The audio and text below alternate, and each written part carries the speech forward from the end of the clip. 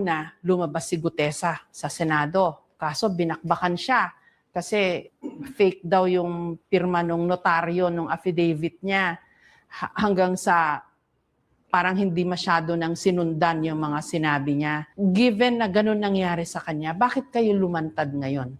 Hindi ba kayo natakot na baka matulad din kayo sa kanya?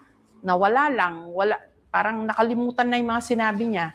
Bakit kayo lumantad ngayon? Actually ma'am, kami po, kaya kami lumantad kasi hindi na namin masikmura yung mga ginagawa nila na pagnanakaw dito sa ating mga pondo ng bayan. Nakikita ko po sa TV nung nakaraang tagulan, ang daming namamatay, ang daming lubog na bahay. Parang po kami. Nakonsensya? Nakonsensya. Ganun ba?